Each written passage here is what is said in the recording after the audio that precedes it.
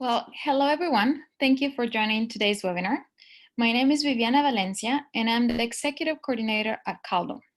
We're continuing with the series study in Canada, and for you, if you joined us in previous webinars, you might remember that for this series, we have invited the Graduate Studies Department or schools from each of our 10 member universities so that you may have an opportunity to learn about their institution as well as to ask questions in relation to their academic requirements.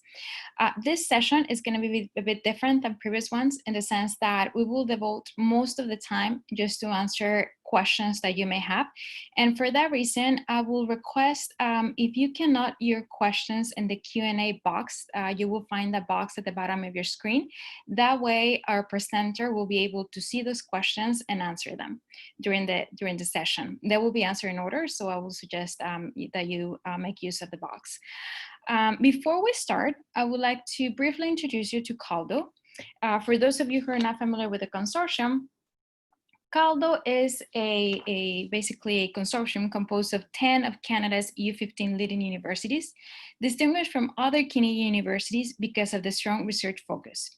Our members consist of the University of Alberta, the University of Calgary, Dalhousie University, Université Laval, McMaster University, the University of Ottawa, the University of Saskatchewan, the University of Toronto, the University of Waterloo, and Western University.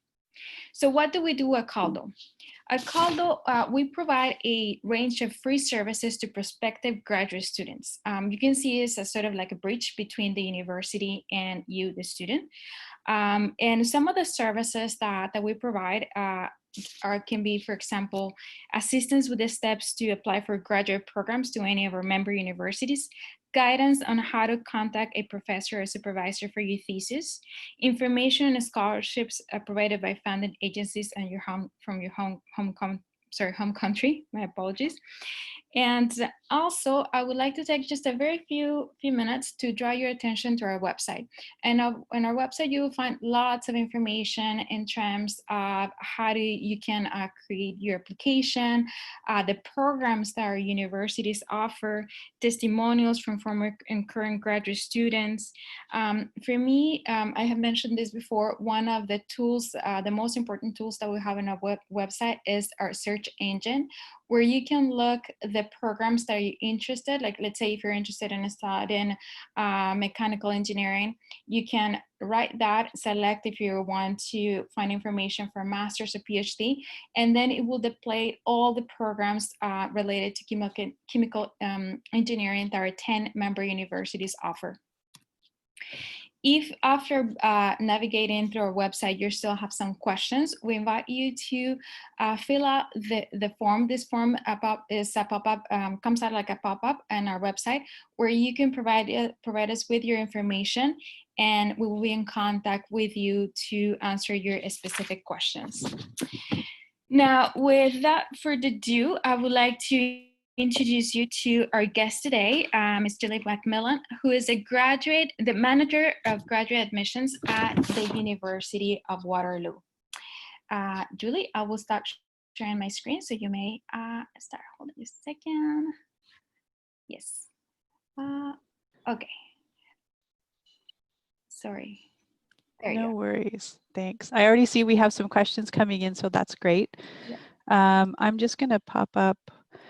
My hope was that most of you would have had the opportunity to have a look at our webinar that was pre-recorded. That gave a great overview of sort of the benefits of Waterloo, all the great things that we do. Plus it walked you through the application process, talked about the various requirements when you're applying in terms of documents, the normal process that takes place, and a few extra tips and tricks. I think we had a faculty member from within the Faculty of Environment who spoke to obtaining references, and so that was great. So without further ado, I think I'm going to jump in and answer some of the questions that I see here already.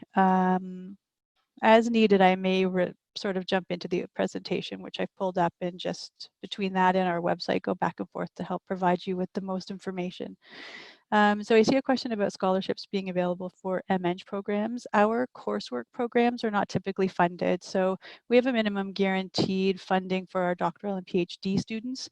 We have a suggested minimum for our research masters, but there is no funding requirement for our coursework programs. Units needed to be completed. So how many units are needed to be completed for part-time masters? So normally what I see, and this may change depending on the program you're in, so it would require some consultation with the program that you've been admitted into. Normally our full-time students take between 3 and 4 courses a term. This could be in conjunction with research if their program is research-based, or if it's not, then they're just taking the courses. So my assumption would be that if you're sort of comparing that to what a part-time student would take, I would suggest 1 to 2 courses. That seems to be, unless you've worked out something specific with the program you're going into, I think that would be the norm. I see another question. Can a student work for more than 20 hours per week when doing part-time studies? So yes, you could. Right now, we have a suggested minimum for students who are full-time only, not for part-time. Can a student finance his studies and living expenses while doing a job along part-time studies? That's a tough one for me. So it would really be dependent on the program that you're in and the job that you have. Obviously, the cost of living is a little bit high these days. What we're finding in Waterloo is that feedback from our students is that rent can be sometimes an issue. So part of it would depend how you want to live, where you want to live, and then what job you're able to obtain. It's really tough for me to give a broad answer to that in terms of could you do it? It's possible, but again, the circumstances sort of dictate that for you. I see a question here about Toefl. So it's mentioned on the website that a minimum score of 25 out of 30 in writing and speaking. I have 23 in writing and 26 in speaking. Do I have to retake the exam? So some programs are very strict about the English language scores. And so if you don't meet their minimum requirements, they won't consider your application. So part of that, what I would recommend, so I'm just gonna pop onto our website here. And if you have a look, we have a program listing. Each of the program pages will include information on Toefl. And I'm just going to jump into one specifically. I know that in the School of Public Health and Health Studies, they have a very strict regulation around their English language requirements. And so they have a specific note here that actually says that if you don't meet their minimum, they won't consider your application. So I think it would be great if you could just have a look at our program pages. We've designed these to have sort of a high level, robust set of information and criteria for you so that you're not going all over the place, that you can actually jump in right here and find it. So they are very strict. I know there are a few other programs that are also a bit more strict with the regulations, but if they're not, there is an opportunity for those programs that use the what we call alternate scores or the higher scores to admit you if your score is slightly less than what's required. We have what we call English for multilingual speakers. We have the courses that are run through the English Institute here on campus, and you would take them during your program. And there's 3 or 4 of them, and depending on the score that is below the minimum, such as speaking or writing, there's a specific EMLS course that is tied to that that you may be asked to then take during your program here.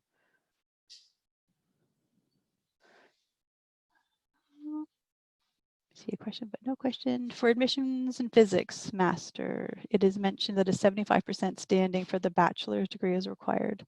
So if you're looking at that from Peru, let me just grab my, so we're looking at about a 15 out of 20 on a 20-point scale to be equivalent to the 75%.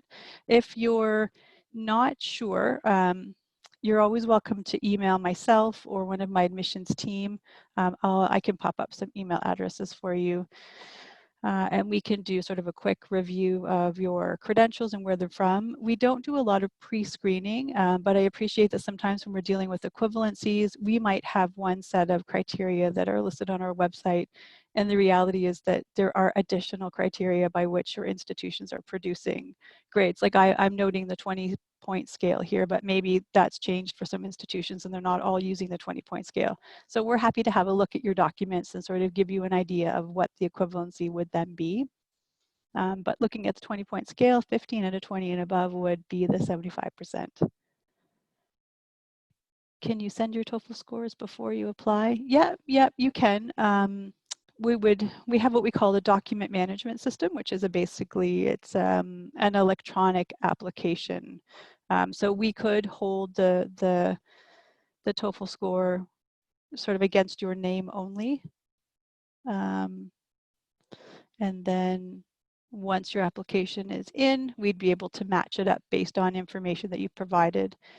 We also accept electronic scores directly from the agency. So if you know that you're going to be sending something, you can actually have the agency send us directly the electronic score, and then you wouldn't have to email us or mail us a document.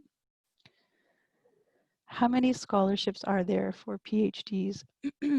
So it's a tough thing to say. We have a database that allows you to sort of do a quick search through based on the level of program, your status, such as PR, domestic, or a study permit. And you can do a quick search that way. I find that it pulls up quite a lot of stuff. So what normally happens is if you're applying to a PhD program, you have to be given a funding package in order to be given an offer of admission. So our minimum funding right now is just over $24,000 a year. And as an international student if you're paying international tuition, you would also be eligible for what we call the IDSA, which is International Doctoral Student Award. If you're coming in under an agreement and that agreement dictates that we charge you domestic tuition, then you would be charged domestic tuition and not eligible for the IDSA. So no matter what, though, the $24,000, just over $24,000 is the minimum PhD. So what also might happen is that many of our faculties and programs have other merit-based awards that they do review at the time of admission, and so they could add on an additional entrance award or some other merit-based award. And then there are also additional monies that could be provided to you throughout your program, just depending on the program you're in and the funding that may be available through there. On what factors do scholarships depend? So the IELTS, so normally if they're looking at scholarships, it's either need-based or merit-based. So if it's merit-based, then really they're looking at your academic standing. So if they're making the offer for a specific scholarship in conjunction with your admission application, then they could be considering IELTS and GRE. Because most of this happens at the program level, it's not something I can give you a definitive answer for, but I can put you in touch with the program coordinator specifically. So again, I'll share my email with you at the end, and you can always follow up with any additional questions. Julie, if I may Sure. interrupt, Yeah. just for our audience, so if you know your name, we can then provide this information to Julie, and Okay. your name as well as your email address will appear on that report. If you don't type your name, like for example, we see here anonymous attendee, then it's very difficult for us to follow up with you. So I will suggest and encourage you to write your name at the time that you're not in your question. Thank you. Oh, perfect. Thank you. What's the maximum time for completing your part-time master's? I don't have that in my head, but I can find it for you right away. So normally we include on your offer of admission, we call it the LOA, which is the letter of acceptance. And that's a template that we've built based on requirements through IRCC, so through Immigration and Refugees Canada. And basically they define for us what information they're looking for. And what you'll see,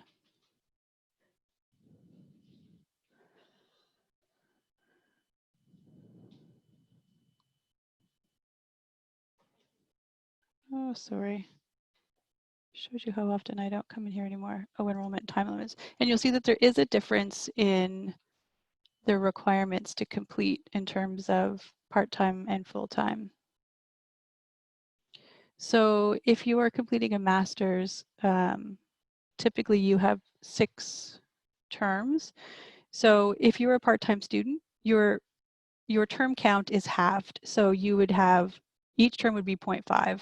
So you would still have a total of 6 terms, but it would be, typically it would be doubled. So let's say your program was a year in length, and that would be 3 terms. It would then take you 6 terms to complete.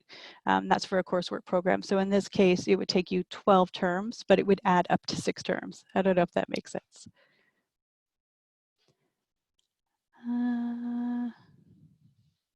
Do you need to speak French? Only if you're applying to the French program. So while Canada is bilingual, in Ontario and at the University of Waterloo, our primary language of instruction is English. We do have a French program, but, oh, I see, Viviana, did you want to answer that one as well? No. Sorry, Okay. I was not trying to Sure. have the queue for you. Grand. I see another question. So for full-time international students doing an MASC, which is a thesis-based master's, which bursaries are available for living costs? So through Waterloo, I don't know of any bursaries that are available specifically for your living costs. There are, typically we would consider a bursary a need-based award. And so we do have some guidelines around our bursaries. There's a contingency bursary that you can apply for.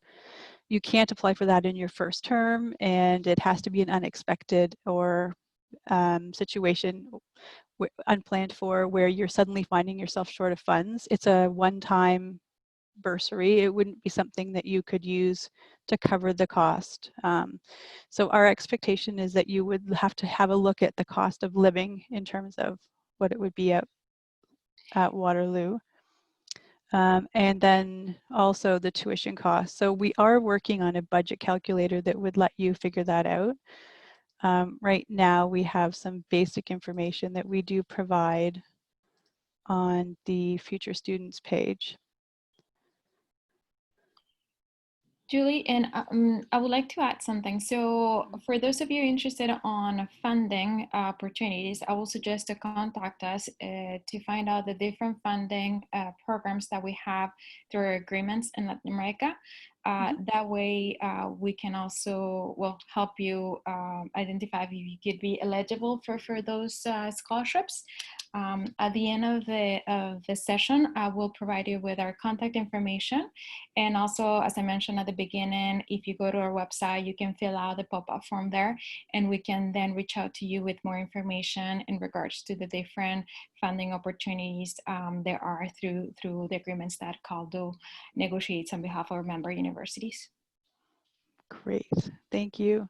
So just to give you a rough estimate, so we've included a breakdown here that I've just pulled up on our Future Students tab under Study and Living Costs. And you can see it can range from about $5,300 to $6,600 just for living costs alone. We do also list the various international agreements that you can apply through, and if those are specific, if those have specific criteria where they're going to cover living costs, then that would be an entirely different situation. So you would be indicating when you apply that you would like to be considered for this. In some cases, you have to have an offer from us to then apply for the to the specific funding agency. In other situations, you may have previously applied and then you're applying to Waterloo.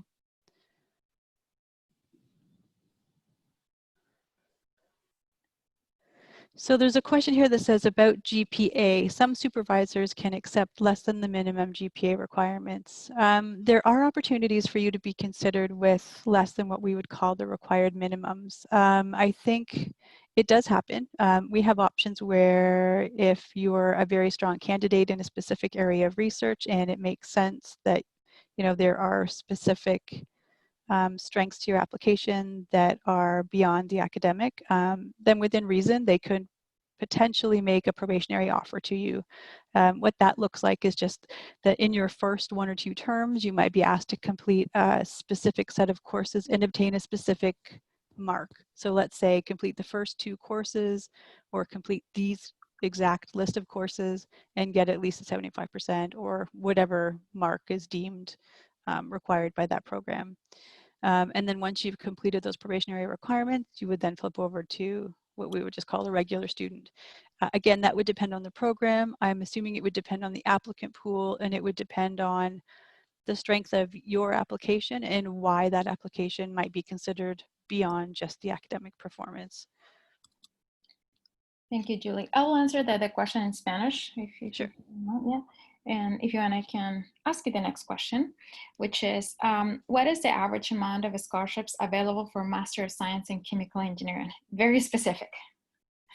Yes. So again, if you're coming in for the master's, I think right now the Faculty of Engineering has, I think they're providing about 17,500 for their master students. It could be different, again, depending on the faculty member who is admitting the student.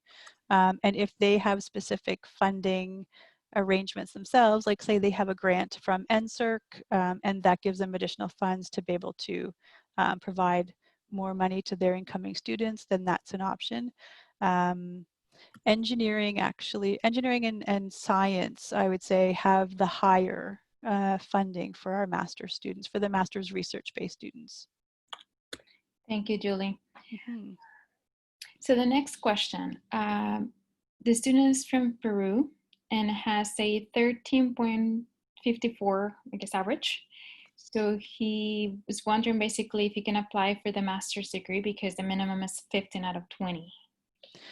So you can, again, it's sort of tough for me to say because what I find is that graduate admissions is a little bit gray. So it might be that if you're looking at applying to a research-based program and you have a really neat research topic that really ties closely with this specific faculty member and it's not something they're seeing a lot of, they may make considerations and say you fall under a probationary admission, or they may find that they have others. It's so dependent. So you can apply. There's no guarantee. Something you may want to do is talk to the program, find out how often they do admit students with less than the required average. If there's a supervisor you're interested in working with, you could connect with them. The more they know about you and the more that they can see as a positive outside of your academic standing, the easier it would be for them to make an offer and to sort of create that rationale that would be needed to push an offer through when it's not meeting the minimum academic standing. Thank you, Julie. They're wondering if we can send them the presentation. So for this, we provided the link to the webinar that Julie McMillan referred to at the beginning. If I understand correctly, Julie, that's a webinar that you have on your website for any student that they can watch it at any time, correct? Yes, correct. So the platform that was generated through doesn't allow me to send it out. What I can do is post the link again if that's useful. And also, you may find it on our website, actually, in Oh, the good.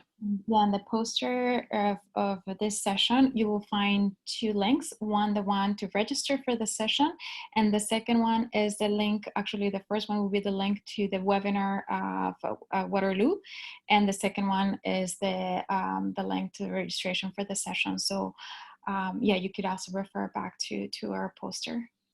Awesome. Thank you. Oh, you're welcome.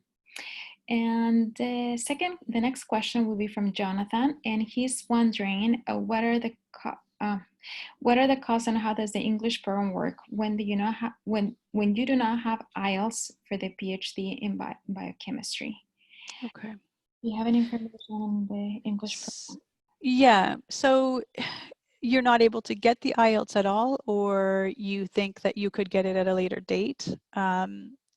Because right now, the only way to be exempt from providing the English language proficiency would be to fall under these guidelines here, which I'll just pull up, which is that you are from one of the exempt countries or you're from an exempt institution. And to make the institution exempt, basically you have to be listed on the World Higher Education Database as an English only speaking institution. So Thank you, Julie. I would just like to say something else in that regard. Yep. commercial. So next week on Thursday, we're gonna have a webinar with information on the language programs that our members offer. For those students who perhaps it could be the case of Jonathan that can be academically ready for the programs but might not have the language requirements, what programs that they can complete our member universities so they can eventually join the graduate program of their choice. Great. And Waterloo does have the English for Academic Success, which is an intensive full-term English language program. And you would be assessed by the program coordinators and then placed in a specific level. And so you'll find that each of our programs does list what their English language requirements are. And I do believe it includes the EFAS, so the equivalent.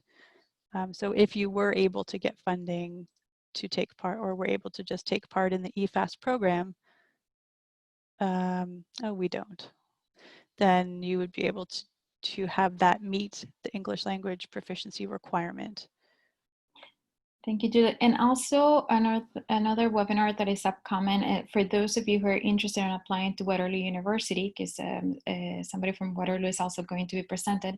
On July 30th, we're going to have another webinar on how you can contact a supervisor. So I recommend you to attend that webinar because it will give you very valuable information in terms of how to contact potential supervisors at Waterloo University. Mm-hmm. Thanks. So just sort of running through, I just pulled up what our standard test scores are. And I think the most popular that we see would be Toefl, Ielts. And then you can also see the English for Academic Success, sort of where that falls. And so depending on what your program was asking for, whether it be the standard scores, some of our programs in engineering use the alternative lower, and then still others will use the alternative higher. Each of our program pages now has this, the ELP requirement. So it'll give you an idea how you can gauge what you're looking for. Thank you, Julie. So the next question is in relation to scholarships. Do you have a slide or information in terms of potential scholarships that students intending to apply to master's degree in sciences or in engineering could apply to? So again, I think it's tough. So we do have a database where you can search. It's really, there's going to be a lot of information there, but I think that it just makes the most sense. So internal awards.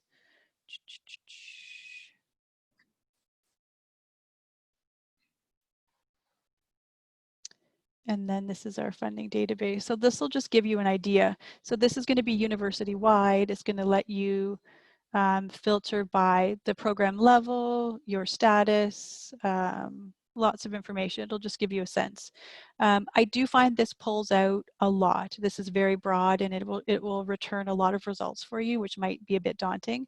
If you're trying to find out more information specifically about chemical engineering, you could reach out to the program. In terms of nano, I know that the Waterloo Institute for Nanotechnology does have a fellowship that they do give out each year. And I believe that is after you've applied, they then have an opportunity to look at those applications and consider those students for specific funding. So that would be specific to the nanotechnology programs only. So I don't have a ton of information in terms of scholarships and awards. I know it's a very important topic for students, and I know that being funded is huge. So my request would be that you reach out to the program directly, and if they can't be much help, again, if we can get your contact information, maybe we can follow up with our awards team and just find out if there's anything specific that they could provide as well. Thank you, Julie. And also you can contact us as well. Yes. Yes. So yeah, the next question, and it's actually interesting enough in relation to what I had just mentioned earlier. Alondra would like to know, how can she contact a possible supervisor, and if she's supposed to do it before or after she applies? That's a great question. So most of our programs, I think, would love to have a sense of who you're interested in working with. I know that they're in the Faculty of Science, so something like biology, they suggest, or they don't suggest, they want you to have made contact with a supervisor ahead of time. So basically, when you apply, there's room on the application for you to suggest up to 3 people, I think, that you're interested in working with. And so at that point, for that specific program, it should be specific to someone you've already reached out to and been in touch with. So for other programs, though, they understand that it might be difficult to connect with faculty members. And so what they're looking for is at least that you indicate somebody that you're interested in working with. So again, I think what you'll find is when you're looking at our program pages that are listed on the Future Student tab, that it will indicate if it's needed or not needed. So at least my suggestion is, if you think there's somebody you're interested in working with, definitely include them. It makes it a lot easier for our admission coordinators when they're looking at files to say, hey, this application has someone on here. That means I can move it out much faster. I can send this for review directly to the supervisor of interest that's been listed.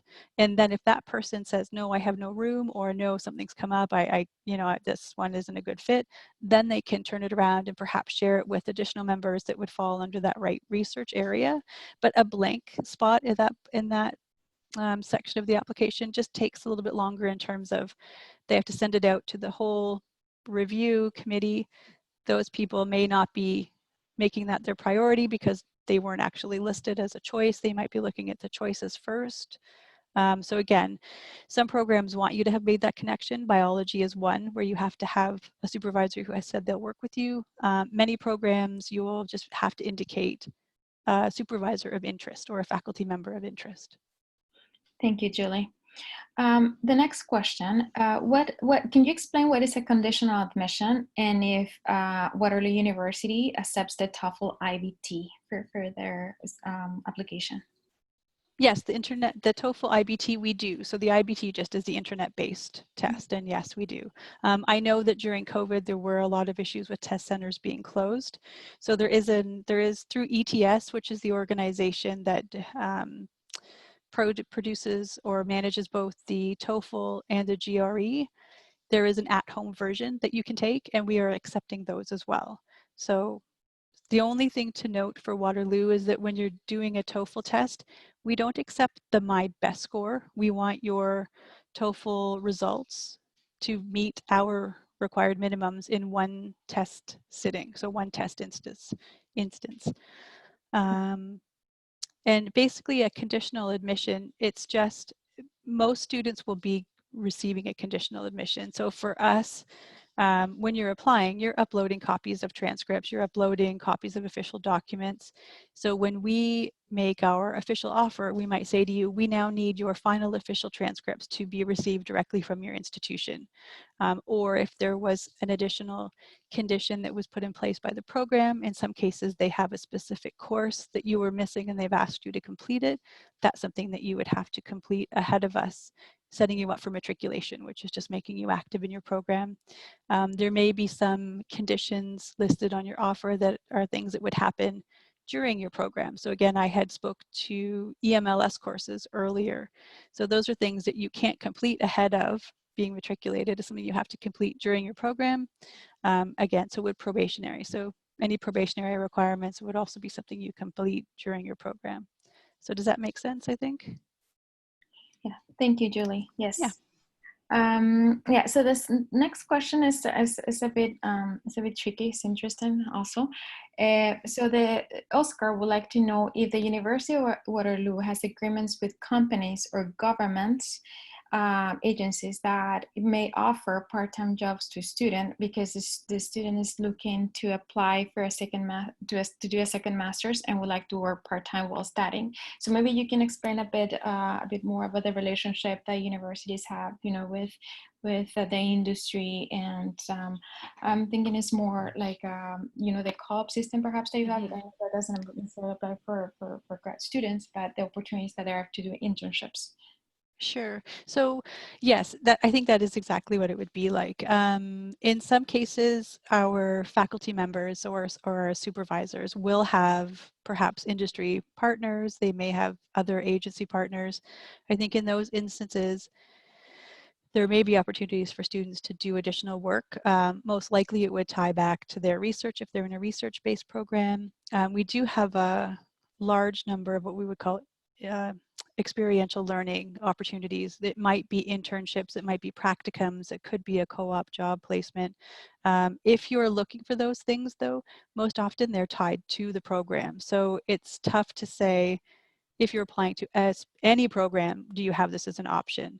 I have a list of programs that I know have practicum components and I know have internship components. And again, on our program page, if there is a co-op option for that program, it will be listed specifically as a co-op program. So I'm just going to scroll down here and see.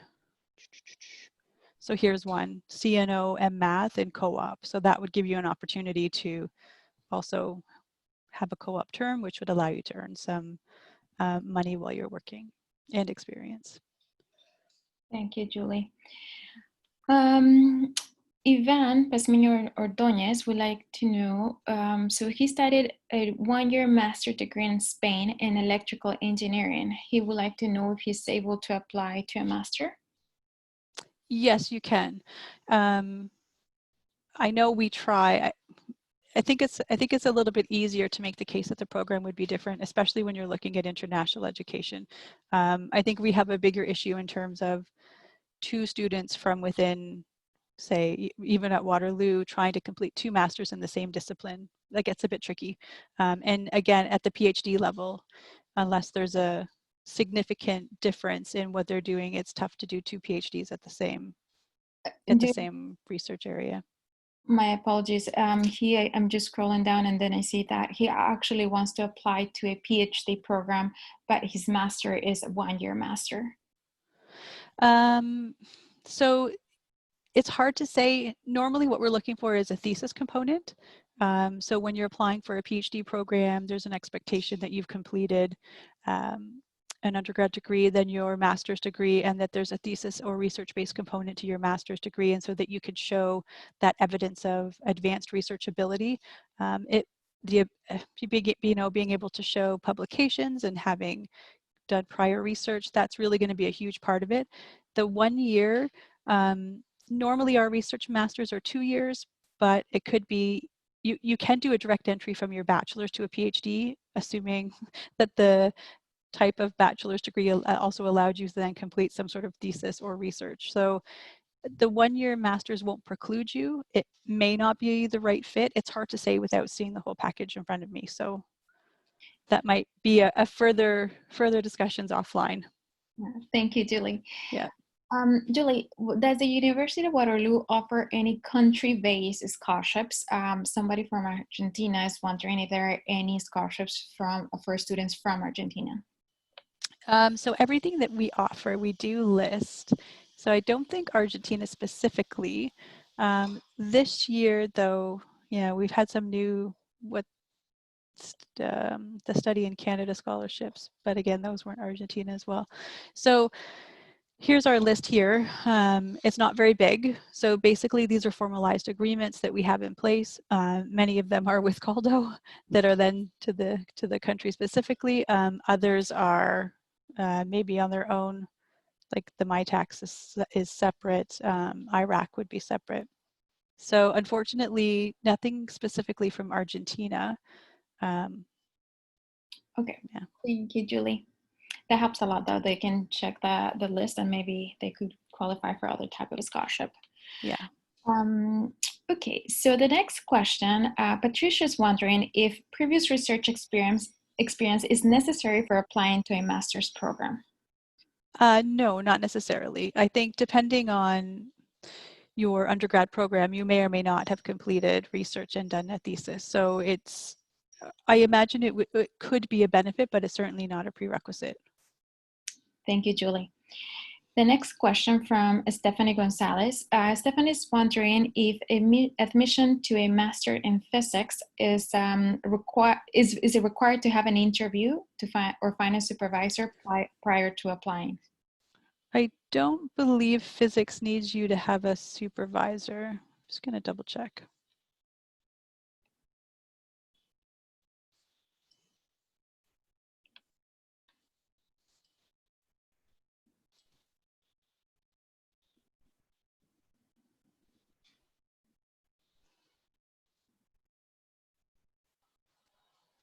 Just want to check our grad calendar as well. Has a little bit more information. Thank you. So there's nothing here that's speaking specifically to you having either an interview or a supervisor ahead of time. Now I can suggest, so as I said on each of the program pages, we do have a department contact. So in this case, we could reach out to Anna and just ask.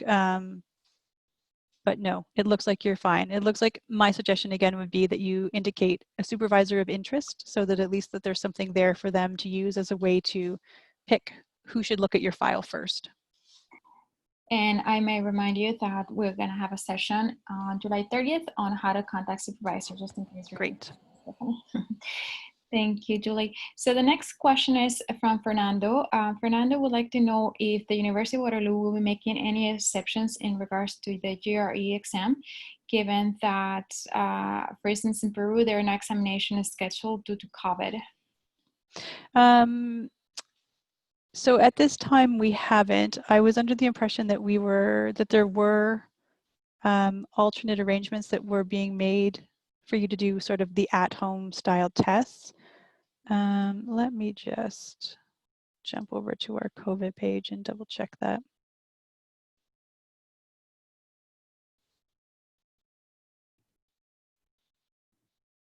So there is a GRE general test at home.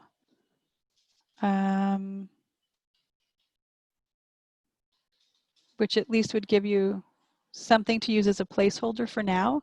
At this point, we haven't made any exceptions to the requirement for GRE. Thank you, Julie. So the next question, Walter Montoya is wondering if the Faculty of Math, he already visited the website, and he's wondering if the Faculty of Math is accepting Toefl, the Toefl test, because he doesn't see information in terms. They do.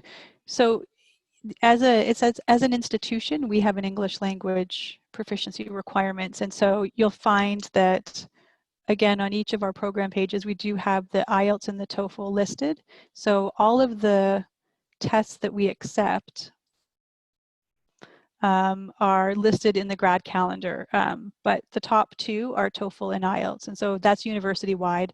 There's also Kale, MeLab. Duolingo is something we're using as a placeholder for students who can't sit the Ielts or Toefl right now and don't have access to the at-home testing. It's not a replacement for, but it allows you to be placed, I guess, into EFAS. I can just jump into our calendar and I can give you a list of all of our. Thank you, Julie. Mm-hmm.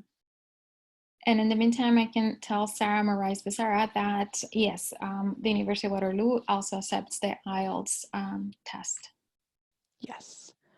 So Ielts, KL, PTE, and EFAS. And that's through Renison English Language here on campus. Thank you. So the next question, Julie, is from Eric Lucena. And Eric Lucena would like to know if you can provide a little information in terms of co-tutels. So he just started a PhD at a different university and would like to know if it's possible to do a co-tutel with Waterloo, basically if his university has an agreement, I guess, with the University of Waterloo for co-tutel. So we do have co-tutels at Waterloo. They are typically generated.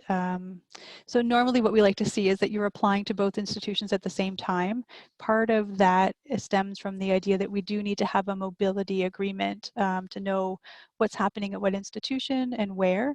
So normally students will apply to Waterloo with the understanding that they have a supervisor who has already agreed to support them in the Toefl process.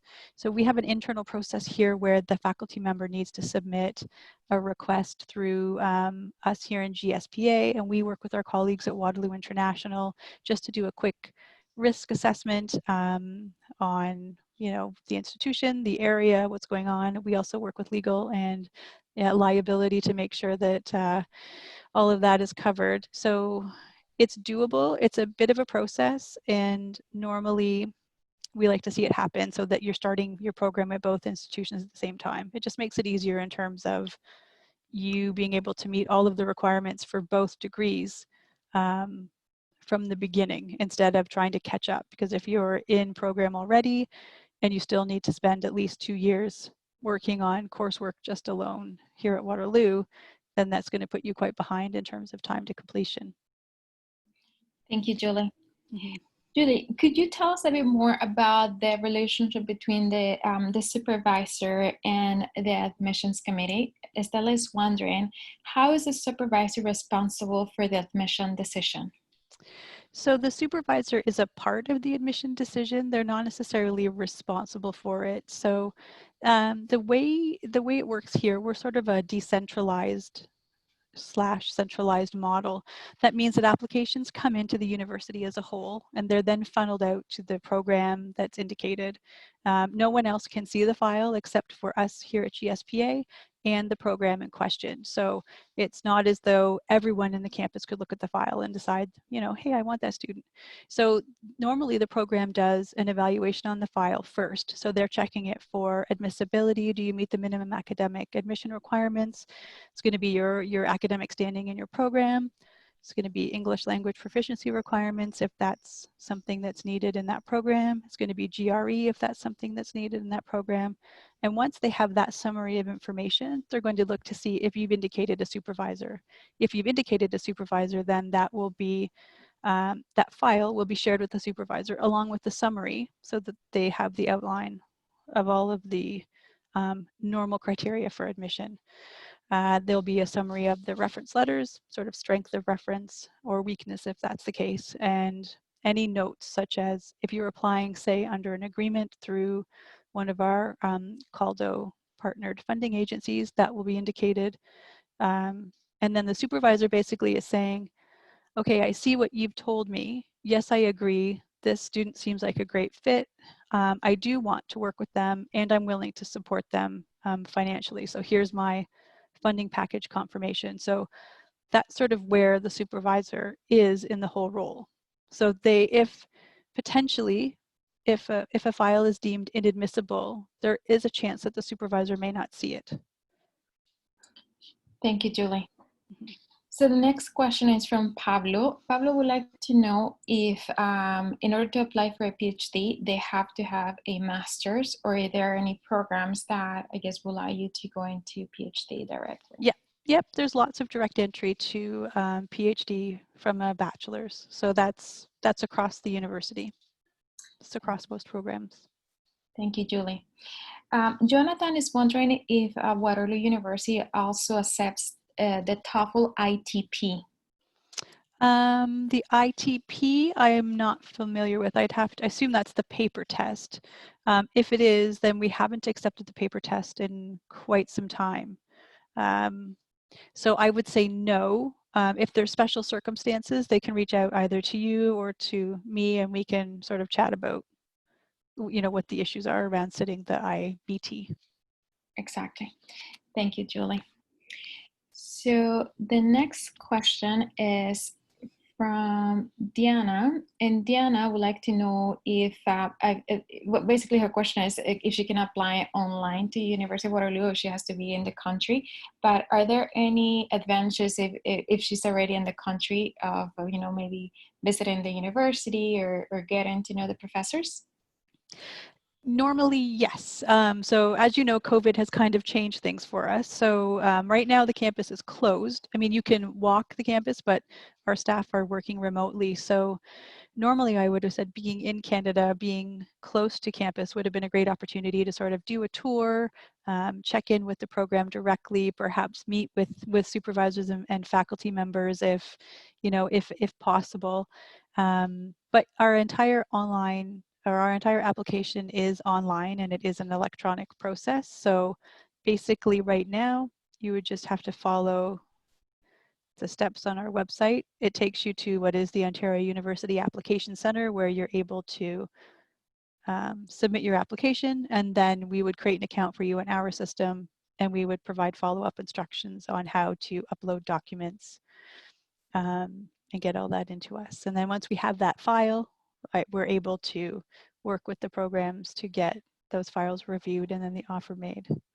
So you don't have to be present in the country, and right now, I'm not even sure, I guess, how that works for our potentially incoming international students, when we'll be able to open the borders and have everyone join us again. Thank you, Julie.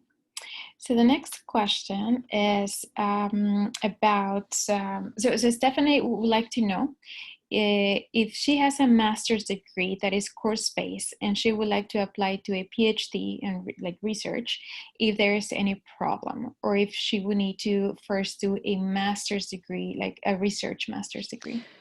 So some programs may look at your undergrad and see if they can do a straight admission from bachelor's. So normally they are looking for that evidence of researchability. So it is tough with the course, with an absolute course-based program. It is difficult to admit. I think the Faculty of Engineering at Waterloo has recently made a change to allow students to be admitted through the completion of a Waterloo coursework degree, with the understanding that they've also taken some additional courses that will help support their academic and research components of their PhD program. So normally, no, it's not. They're not going to admit you on the basis of that coursework master's. They would probably go back to your bachelor's, and then you would get a direct to PhD offer. Thank you, Julie. So the next question, I know it can be a bit difficult. So the actual question is, are student visa procedures with the pandemic difficult to obtain? But I guess, could you provide any more information in terms of perhaps the policies that the University of Waterloo has in place in terms of now that, well, for the pandemic, actually? Yeah, for sure. So right now, we have a great immigration consulting team who works with the SSO, and they have been trying to keep us up to date in terms of what's changing. Oh, where am I going? So what we know is that things are definitely delayed. And we have students who were in the queue in terms of getting their study permits, and things are kind of still up in the air for them. So the way that we are sort of framing it for the fall term is that students because most of our programs are now offered online, and that's going to continue into the fall term. So if our students who are starting remotely outside of Canada and they are looking to apply for a study permit, they don't have to have that study permit in hand to begin the program, but it may affect their ability to travel once things are open, and it would definitely have some impact on their post-grad work permit. So our suggestion is that they just apply, and we realize it's going to take some time, and we realize things are slow, and that's all really that we know right now. I know that they are updating information for our students as much as possible, and I'll just show you information for students. So they've been really good at updating sort of frequently asked questions, and this is sort of new international student immigration information, and this is where they're updating any information that comes into our immigration team. They are trying to get it up here as quickly as possible. It's been sort of changing on the fly. But yes, I think right now study permits are just delayed. I think the whole process is delayed because a good portion of it requires you to be doing things like biometric testing and providing other information to our immigration officials. And so we're not really sure how long it'll take for things to get back to normal. Thank you, Julie. So the next question is from Jonathan, and Jonathan would like to know more about the University of Waterloo graduate entrance scholarships. He noted that it is stated that for PhD students, they will receive $3,000. Could you let us know if that is for all PhD students, or how does the scholarship works? So the entrance scholarship is going to be dependent on the program that you're going into. So that's a decision that's made by the program itself. So I think the Faculty of Engineering, Faculty of Science, they all have specific awards. So now this is talking about domestic students. So I can do, maybe what I can do is do a bit of research on this for you and just confirm. Okay, I will, yeah, and just so you remember, I will send all these questions to you later so that you Perfect, can perfect. follow up with, yeah, with the rest. Okay, so the next question is from Estella Silva. I believe you already mentioned something in this regard. She's wondering if there will be any exceptions for TOEFL, IBT results, or IELTS. It is said that no mailing of official results will be, that basically that the institutions mentioned that they will not be mailing any results due to COVID-19. So we get our results from Toefl or ETS electronically, and if you have a screenshot even of the results from your login, so if you can log into your portal through Toefl and you can screenshot your results, then you can use those to upload to your application as a placeholder, and then we will automatically get from ETS, once they're able, an electronic copy of the score, which I imagine wouldn't be as delayed as the mail. So that would totally help us circumvent the concerns about, hard copy documents being mailed. Thank you, Julie. So the next question is very specific. It's from Jenny Marin, and she has already finished a master in linguistics from Columbia, and she would like to apply to a PhD program in English. She's asking if she can apply to this program because she read on the website that students may be admitted to the PhD program upon completion of a master program in English. So that's quite specific. So I think it would require us to sort of have a look at what English is looking for in terms of their PhD requirements. So is the Master of Linguistics enough for them, or are they going to say, we want the MA in English? That'll be something we would have to compare. I can either put you in touch, or once we're done with this and we have the additional questions, I'm happy to put you in touch with the program directly. Thank you, Julie. The next question is from Maria del Carmen Rivas, and she would like to know if age is a requirement for a postdoc applying. I guess if age matters, if there's a limit. So when we say postdoc, I just want to know that we're talking about the same thing. So for us, postdocs aren't students; they are hired as employees, and there has to be a postdoc position that's available. And so, to my understanding, there isn't an age requirement. If this postdoc means something else, then I may not be answering the right question. So if I haven't got that right, then please let me know. Thank you, Julie. So Oscar, would you like just some clarification on his previous question? So says, thank you both for a very previous answer. If I understood correctly, there are some exceptions regarding language requirements. If I did my first master in the UK 2014-2015 and did my IELTS in 2014, can I be exempt from IELTS again? Could you provide again the web page to check this, please? Mm-hmm. So it's on our Grad Studies and Postdoctoral Affairs under Future Students.